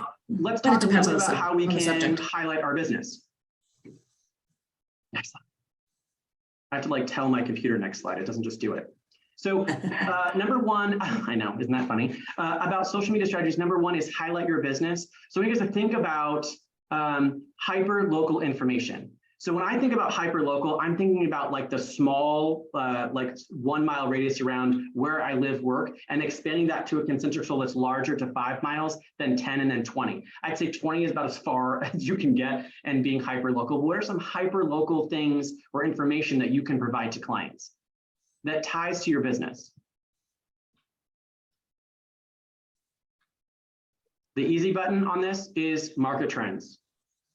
You all get reports several times a week or several times a month around what's happening in your market area. That is an easy button fix for a social post. Tell everybody what's going on in the market. And if you want bonus points, add your perspective as an expert in our industry about why those numbers are important. Make it personal around like what it means for someone who's going to buy, sell, or invest. And you have like that one thing just became 3 to 6 posts, depending on how you break it up, right? So one market trend data became a post for buyers, a post for sellers, a post for investors, which is then tied to maybe an additional or follow-up post or a comment or maybe a direct message to people in your world who need that information specifically. So one thing that you did, hyperlocal info around market stats, became 6 to potentially endless numbers of content that you can share. That makes sense? Okay, then the next kind of like highlight your business is to utilize tech development. How many of you guys are using the KW app and Command on a regular basis for social media? No one's using that? Okay, talk to me about why we're not using that. I just started using it. Okay. The automating posts and stuff. That's something I knew about it, but never looked into it really. So now I looked into it and understand it. It's going to help me so much. Just being able to post on a certain time and have it readily available beforehand, and then they auto generate. So yeah, I'm going to put a slight pin in this command thing because I want to come back and give you show you guys how it works. I Okay. kind of give a promise that I would do that, and if you guys want to see that, show of hands, how many wants to see that actually happen? Okay, great. We're going to come back to that. So we're going to go a little bit quicker, and we're going to go through number 3 here, which is post positive client testimonials. Guys, how many guys are posting client testimonials? How many of you guys are doing that on social media? Okay, cool, good. So if you're not doing that, that's easy. Just take a snippet or a paraphrase of the most powerful part of that and post it as a photo onto Facebook, onto Instagram. Just put it everywhere, right? That will also garner engagement. In addition, when you guys ask for and receive client testimonial posts, I want you guys to get excited about the idea of using Google My Business or using Google in general, because they don't have to be past clients like they do on Zillow, like they have to be on realtor.com. They don't have to be someone who transacted with you. It can just be someone who knows you and likes you and thinks what you do is awesome. That's what you can do with Google. And when you think about people who are searching for the real estate agents, where do you think they're searching? Do you think that they have an account on realtor.com and that they're like, let's find the best agent there? Or maybe they went to Zillow. Oh my gosh, I wonder who is at KW who also has blonde hair and works in my market center will help me. No, they're going to Google to search like best real estate agent. So I just wanted to prepare you guys for the idea that that process is not complicated. It takes probably 10 minutes to register your business. Once it's verified, you can start adding client testimonials. And you know what? They just have to click a link. They click a link and they start typing. And the people that know you, like you, and trust you, they will do this for you, I promise. Not to mention, it's another organic way to have a conversation. Melissa, we had this at the beginning. Melissa, I need your help. I just started a new my Google business thingy bob or whatever, and it's asking me for testimonials. You're one of my favorite people, and I know you'll tell the truth. Would you go on there and use this link and say nice things about me? Thank you. It has to be done by Friday. I don't know. I don't like the rules. I just follow them. Anyway, thank you. I appreciate you. I'll send you something nice, or don't, whatever. Okay, so do you guys see that it's easy conversation? Not to mention that that one activity got me that conversation with Melissa, but then it also got me the conversation of hey, thanks for doing that, Melissa. I just read your words. They were so sweet. Let's get coffee. So that I can ask you who you know who needs to buy, sell, or invest in real estate. Lead generation at its finest. Okay, guys, let's go to the next one, which is don't post and ghost. This is strategy number 2. Number 1 being highlight your business. Number 2 being don't post and ghost. Who knows what this means? Let's cut to the chase. I'm not sure. Oh, go ahead, Mike. I was going to say, I'm not sure, but I'm assuming it's you post it and then you don't come back and engage with the comments or anything like that. Yes. Okay. How many of you guys get in that rut where you post something or you send an ad out and someone comments or someone direct messages or someone hearts it and you do nothing, right? Listen, commenting is the new social media content. That's a new thing. Writing a comment is the same thing as posting something. You could comment on 20 or 30 things and it has the equivalent effect as if you posted a new organic content item, right? Okay, so the other thing, the next thing on here, wait, nope, add value, I'm not there yet, is how many of you guys are time blocking your social media tasks? How many are doing that? Stacy, I love seeing that hand up. Who else is doing this? I told you guys that I do it at the end of my lead generation. And the reason for that is because I know that's when people are going to start posting, and that's the next part of my day, right? Is posting that content. And I want it primed. Do that for yourselves as well. Set a block of time inside of your calendar that's 30 minutes to an hour, and start getting after that 10-5-1, as well as posting and generating new content that your viewers, your future customers, and the people who know you, like you, and trust you want to see an engagement. Okay, so don't post and ghost, meaning after you posted something and someone comments, make sure you comment back. Don't just post it and leave it alone. You got to come back and say thank you for the people who are supporting your social media growth, okay? All right. The next strategy, number 3, is add value. So participating in online communities, because your voice, you uniquely, your perspective is what people want to hear about. So how many of you guys are on Facebook and are also involved in Facebook groups, plural, more than one, because you're multifaceted people? Oh, good. Okay, so talk to me more about like what do you love about that group, about your groups, and what have you gotten out of those groups? Don't want to talk at the same time. I'm in several different Facebook groups, one specifically for moms whose babies were born in the same month in the same year. So like all of our babies are going through the same thing at the same time, or like should be about, you know, right there. And another group I'm in that I post and like get a lot of content from is a minimalist Facebook group. So like how to go through life and not have a bunch of extra shit that takes up your whole life and you don't actually get to live it. What a fun juxtaposition between, Ashley, like being a new mom and also being a minimalist. Like that is I told you, I'm all over the place. It's, yeah. No, that's not all over the place. That's a very, like, together, those are very uniquely niche things. You need to lean into that in your social media, right? So Ashley said something really important. Did you guys all hear it? She's part of a group of new moms that all have babies born in the same month. How many people are in this group, Ashley? I don't know, but I'm sure a lot. Hundreds? Oh, yeah. Okay, so Ashley, I'm not saying you would do maybe a handwritten note for each one, but what if you did a handwritten note for happy birthday for every mom who had the baby during their birth month, for the ones that live in Oregon, and everybody else has an automated post that goes out that says happy birthday to your baby? Oh yeah, that's a good idea. I have connected with, there's one other mom that like is local here in Springfield, and I have connected with her just over Facebook, but we haven't like physically been able to like make it work logistically, just with like our kids and being sick. Yeah. But I have reached out to somebody through that group that is local in this area. Yeah, and I think what I'm leaning into there, Ashley, is just the idea that how are you leveraging the relationships that you're making in these groups and on Facebook? How are you leveraging that for the business opportunity that it creates? Now, I mean being intentional about your activities. I don't mean being like greedy or inauthentic or fake or trying to take advantage of people. I mean, how can we show up in social media in a way that intentionally builds our business at the scale and pace that we want to see? Who else belongs to some groups? Let's chat through that.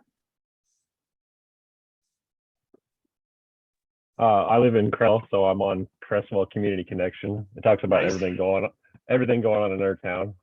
Okay, what is that? What's going on in your town right now, Mike, that you think people need to know about in relation to your business? Say it again. What's going on in your town right now, Mike, that has relation to your business that everybody needs to know about? I'm not too sure. Give me something. We'll mastermind it together. What is something that's happened on that forum or that community page? I know, right? Today they're doing a bunch of like candy giveaway stuff or trick-or-treating stuff. So I can share stuff like that, maybe. Oh, so you could probably share to your other social media as well as to your client base that in your area, there's an opportunity to grab some candy and get FaceTime with Mike. And come on down from this time to this time. Yep. Yeah, listen, it's about also the mindset of understanding, like when you are thinking about the activities that you go through in your life and you're thinking about your business, is the mindset of intentionally adding that like content. So as you begin thinking this way, you'll get better at it, I promise. And when opportunities like present themselves to you, like it takes practice, but if you practice, you will get better, like everything. Fair? Fair. Okay, guys, we're gonna go on to the next slide, which is post on social media. I love it. And I just sang on a recording. Yay. Okay, so here are more strategies for posting on social media. Number one, we talked about this a lot. be authentic. Number two, Ashley, this one's for you. Don't be a jack of all trades. And then what I mean specifically about that is choose the things that you're truly passionate about, not just interests that you might have. Everybody is multifaceted. We want the 4 to 5 things that make you you, right? Not the 30,000 things that you might be interested in because you love to learn. Right. So the point there is that like you don't like a bunch of things, you like to learn. That's truly your passion, right? Embrace video is number 3. I can't talk about that enough. I think that video has always been the new black, and I encourage everyone to get involved. An easy stepping stone for getting there is to do those video testimonials, like I mentioned, folks. Like it's not difficult. It's 5 questions, all people can answer. It's really about just having a conversation with clients while they're recording their video. Using analytics to optimize your posts. Every single platform that you may post something on from a business standpoint has some sort of SEO or analytic capability to tell you how well your posts are doing, how well your ads are performing, as well as give you information about what kind of people, audience and or engagement individuals are connecting with your content. Please use it. Who has questions about that? I feel like that's a big thing I just said, but I just sort of glossed over it quickly. I feel like that might need its own class.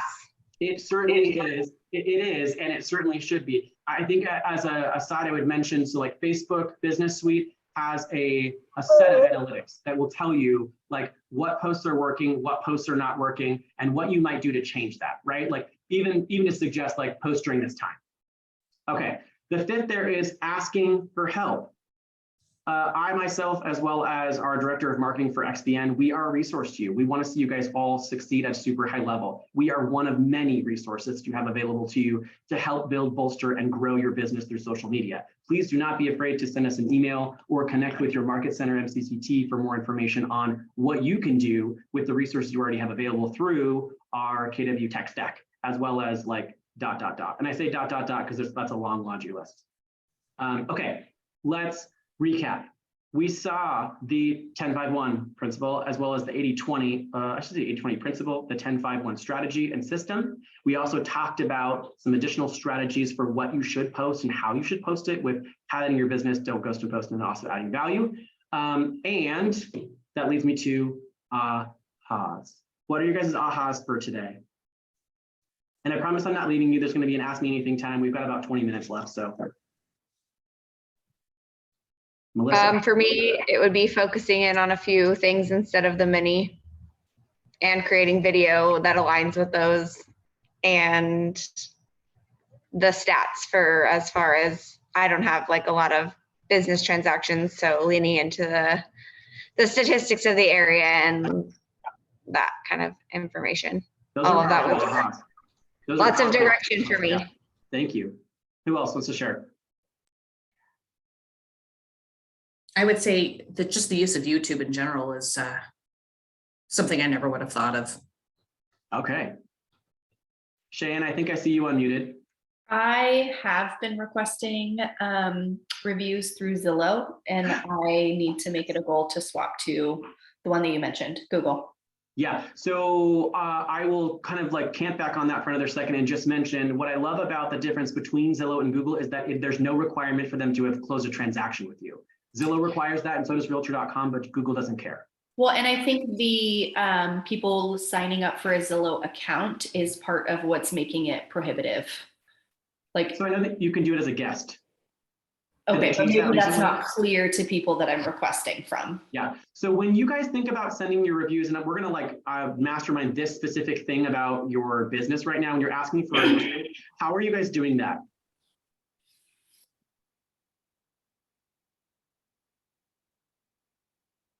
We usually send out an email the day after a transaction closes and says, you know, thank you for your time. We appreciate your business. Here's 3 different links that we are connected with. We would love for your feedback, et cetera, et cetera. And then if we don't hear anything, then we follow up a week later with just a reminder email. Okay, that's great. And then, so just when you close, then is when you're asking? I'm not saying just, I'm sorry, that's not. Yeah, no, yeah, like the day after the transaction closes. So yes. I would love to just A+ that system for you, and with just for just a second, and to mention that typically most people need to hear a request anywhere from 5 to 7 times before they've actually heard you. So what I would suggest for you is early and often ask for a review. So when you meet with them as, let's say it's a buyer consult, I love the idea of the promise, like in this promise script, you guys have heard this yet. If not, then I'll tell you what it is. But it's essentially, hey, Melissa, thanks for choosing our team. We're excited to get to work with you. I want to tell you about our promise. Our promise is that we're going to give you 5-star service, and we're going to work hard to make sure that the experience for you is outstanding. And when that happens, we have an ask for you. And that's that you would leave a 5-star review on one of our many places that we have reviews that just tells other people about what it's like to work with our team and the experience that you had. Is that something you could do for us? Great. We're excited to move forward. We'll be in touch. That conversation happens again after they go in contract. That conversation happens again before they sign. So when you have that third conversation with them at the closing table, they've heard this script before. They almost could repeat it to you. So when you send them that email, Melissa, they're excited to put that in. They're excited to put that review in there for you. And when you follow up a week later, they're excited to do it again. So if that makes that's just an A+ for that one system. But if you're not asking for reviews at least like 5 times throughout your time with that person, it's unlikely that if they weren't going to give you a review that they will do it. Does that make sense? And also just easy buttoning it. So Cheyenne, much to her point, if they have to sign into Zillow, like I wouldn't leave a review if I had to sign into Zillow. I don't know what my password is anymore. Like that seems really cumbersome. I just want to say nice things about you. This is too hard.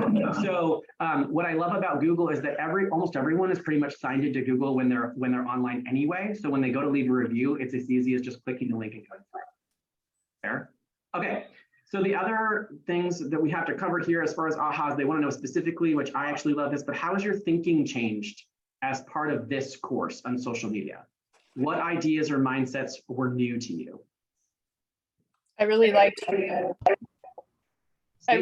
you talked about when you like the purpose of each of the things. Like for Facebook, you need to be doing these things. For YouTube, you need to be posting videos, but then make them timeless and then timely. That was like really big takeaway for me, because I've been not doing YouTube, and it's a silly reason why, because I've been waiting for it to be perfect, but it'll never be perfect. So you just got to get on and start doing the stuff that you like know how to do already. So yeah, the fun thing about video that's both fun and also kind of a little bit alarming for many who explore that is you really have to buy into the mindset around do and then do better.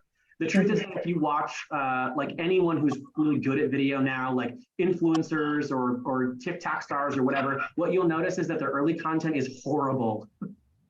But a year later, they are producing high-end content because they did the work of practicing to get better. And I actually love that, because it means that like their success is a learned behavior, so everybody can do it.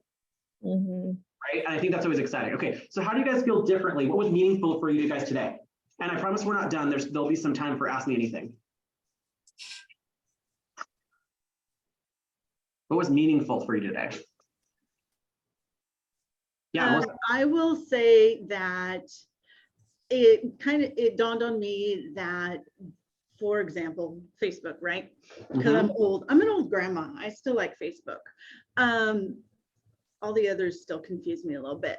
But what I liked and what dawned on me was using my Facebook business page as like it's another person to operate. So going through and liking and following all of the businesses that I follow on my personal one for the most part, so that it's seamless, right? So I'm still liking all the same things.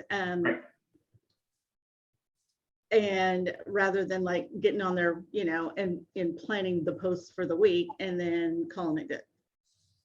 Does that make sense? That was rambling. I apologize. No, that's good. So as part of this Ignite process, right? Like the intention is that every day you're going to grow in like how you think, feel, act, and implement the things that you're learning. So what I want to know is like how will your behavior be different moving forward than it was today? And what actions are you going to take today in your business? Cheyenne. I think I just want to be more intentional with it. I've kind of fallen off of the social media bandwagon because my partner left and she did most of that. Yeah. And so now I feel like I've got to kind of try and find my own systems and prioritize a little bit more. I also am like vacillating on my personal social media and sharing my kids and oversharing about my kids. And that's a privacy issue for me. So instead of addressing it head on, I've sort of just stopped all of it, which probably isn't the best strategy. So I've got to find a happy medium there. I think there's a lot of opportunity here for you is what it sounds like. I don't know if everyone else is hearing that, but like you have a chance now to build a voice brand and a perspective that's uniquely yours. And in addition, I think I love that you're considering the privacy concerns around how much information you share on your families. I think you can mention them and include them both on your personal page and in the business side of what you do without doing it in a really invasive way. How often do you take, as an example of something I might suggest to you, is how often do you take like a family photo? Like I mean, we take photos in my house every fall and then every Christmas, and then like in the summer we have one too on our vacation. So like, how often do you take a family photo? The last time we had them was 3.5 years ago. Oh, well, okay. So here's what could be fun, right? Like if you were to build like a business event around the idea that like, Cheyenne, you want to have a family photo because you want to be able to share one or post it somewhere like annually, like you could create an event for yourself that you could also market on social media, which would allow other people to come have their photo taken. So get a photographer out there, get a backdrop or whatever, shoot your family photo, and then share that. And then that's the part of your family that you share is a professional. Just like you wouldn't put like your spring break Cancun 1996 on your business page, like as your profile photo, you probably wouldn't. You get a professional headshot done, same idea. So you can share your family in a professional way that feels like, because those are images you would share, right? And of course, like let your conscience be your guide around that. I don't want you to share anything that you didn't want people to know. Just know that whatever you post on social media is kind of there forever. So. It's okay to be but it's okay to be a whole human too. It's okay to be a person. People really connect with that. So as long as you're comfy with it, it's okay. Thank you. Yeah. All right. So the next, I think, mindset thing is just like what tools, resources, and or things are you going to employ in your business, and how are you going to stay accountable?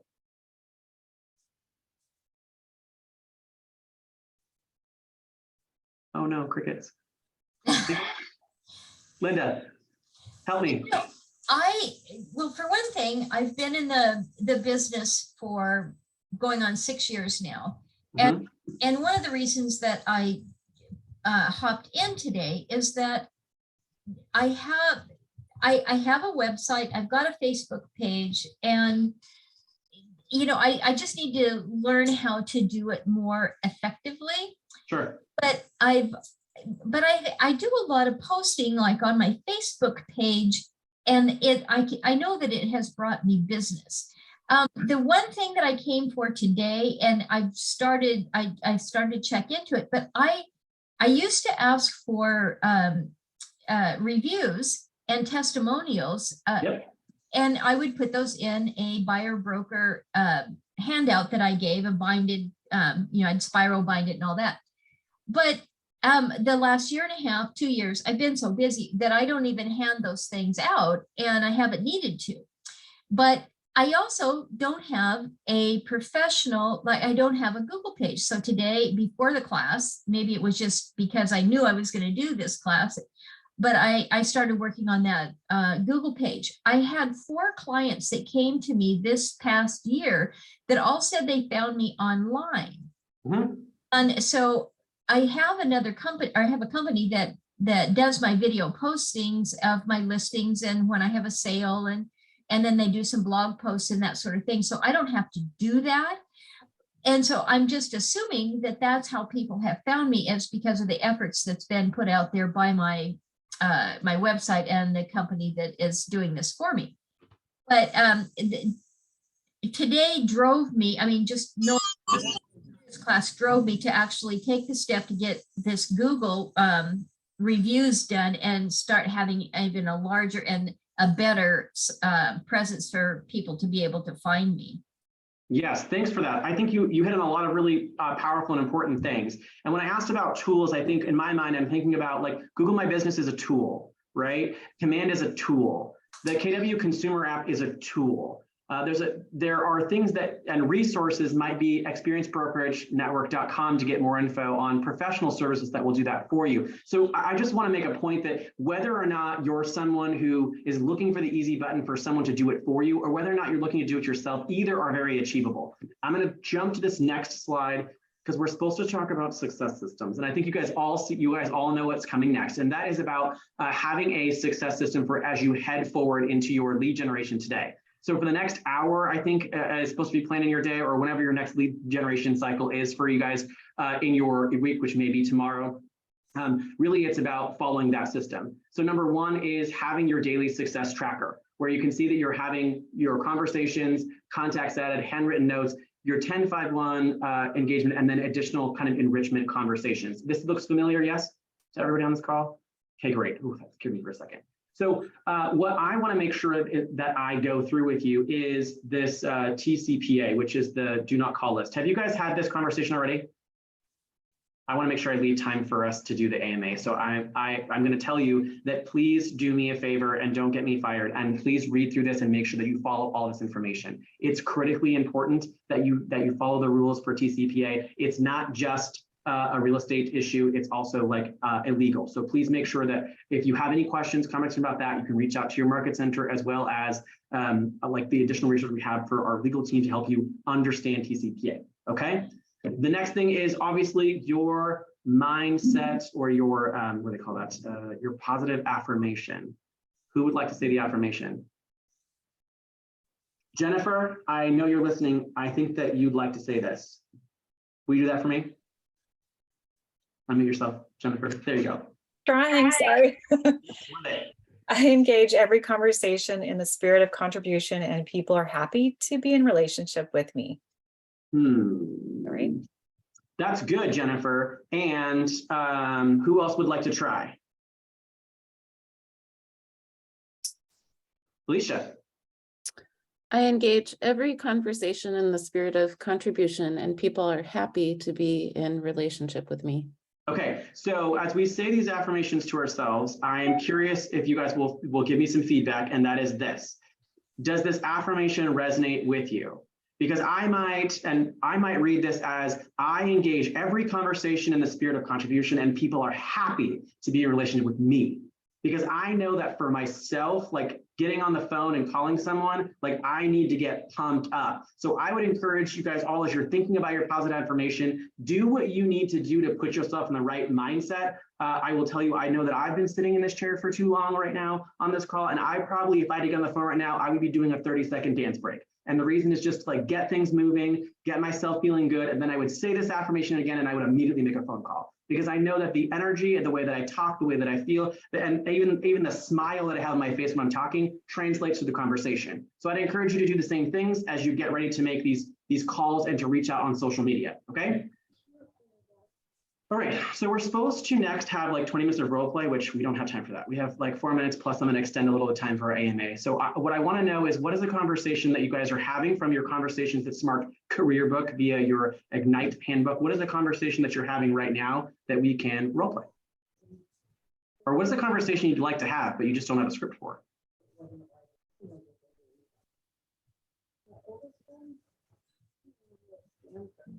Oh, you guys have all the scripts? How about people that are waiting for the interest rates to come down? Oh, okay, that's a good conversation. Melissa, do you want to take that? Felicia, do you want to take that one? I'm sorry. Sure. Okay. So Melissa, Felicia, I'm thinking about buying a house, but I think I should probably wait until the rates come down. What do you think? That's a good question. Do you currently own a house, or are you renting? No, it's currently renting. Okay. And how much of your rent, I don't know. Okay. No, you're okay. You're doing fine. You did something that's really, really important, and I want to point that out, is that you're asking questions, you're not answering questions. You're asking more questions to know more. So Felicia, if the roles were reversed, I might say to you, Felicia, oh, that's an interesting question. I'm curious, what has you wanting to buy a house? Well, because I'm not accruing any equity. That's true. Yeah, that's true. Also, I'm also curious about what leads you to think that interest rates are going to come down? Like, what information have you been kind of looking at that leads you to that interest might come down? I heard in the next year that they might be going down to 6%. Okay. Yeah, so we're just around like 5.78.5% right now. So just shy of 6%. So if they came down a little bit more, is that what that would be more better for you? Right. Have you had a chance to connect with a lender about the difference that rates make in terms of your monthly payment? No, not yet. Well, it sounds like it might be a really great time for us to connect you with one of my favorite lenders so we can have a really great high level conversation about how the rates might really affect your payment. As I often say, it's important to marry the house, not the rate, because rates can change, as you've mentioned.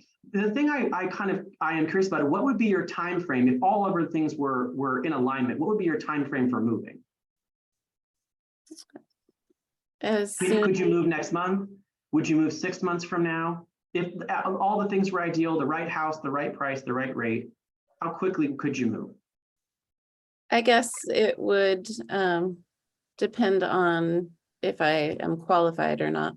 Okay.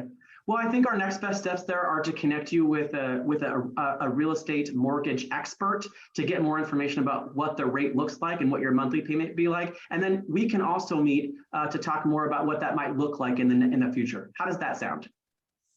That sounds great. Okay, I have X amount of time at X date, blah, blah, blah, blah, blah. Great, we set an appointment. That's a really great question that people are asking. I think the other thing that I would add is I also get I'll wait to buy when prices are less. Are you guys hearing that too? Mm-hmm. Just so everyone is aware, in order for prices to come down like $100,000 or more on a house, which is some of the things I'm hearing, like catastrophic things would have to happen in our economy. And the truth of the matter is that if those catastrophic things happened, Mr. Buyer, you're probably not going to be qualified for a loan at even the new reduced amount, right? So we want to instead kind of inspire confidence around, let's get you in conversation with an expert around your payments so you can understand how that works better. And then we can talk about whether or not now is the right time for you based on that, not based on what you think the perceived rate will be for you and how it will affect you. I know that Oregon this year just approved a 12.5% rate cap increase in 2023. I don't know about you, but that is more than the home appreciation for the last 2 years combined.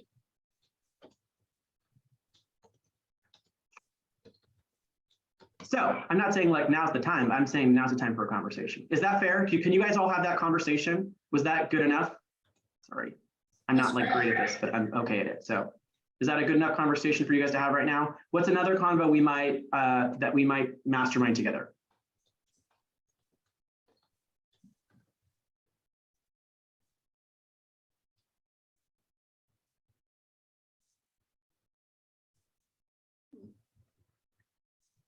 Okay. Well, if we find another one, that just look inside your conversations that spark career book and grab one of those scripts. Those are the conversations that you can and should be having with your clients today, either on the phone or through social media. Okay, I promised you guys that I would leave time for Ask Me Anything, and now I'm going to do that. I'm going to stop sharing this screen here so I can see all of your faces. And what would you like to know on a deeper level that we did not cover? Or that we can cover again? Stacy. You said you were going to go and tell us a little bit about how to do something in Command. You said, let's put a pin in it. Oh yeah, let's do it. Let me log into Command here. Also, Jeremiah, what were the common posting times?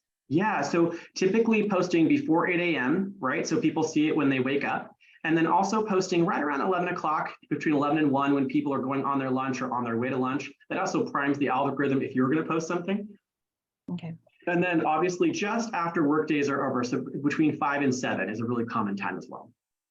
Okay, thank you. All right, so I'm going to share my screen again here. And we're going to be looking at our command console. Does that look familiar to everybody?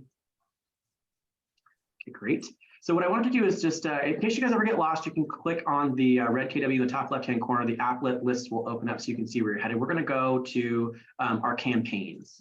So this is one of the areas that you can employ Command to leverage your social media platforms. And what we're going to do is, as you'll see across the top, we've got a couple different options. Right as we scroll down here for quick posts, these are all things that are already created. I don't know if you guys have had a chance to see this create a neighborhood video, but just so you're aware, like this video is created, all you have to do is to have the address of the person, your contact in their actual contact card, it will create a video based on their neighborhood and you can just send it to them. Super powerful. Yeah. In regards to that, I'll just show you inside this contact card here. I think you guys have seen contacts. I won't spend too much time on it. Other than to show you, oh, you know what I gotta do? Sorry, hang on, hang tight for a second, guys. I have to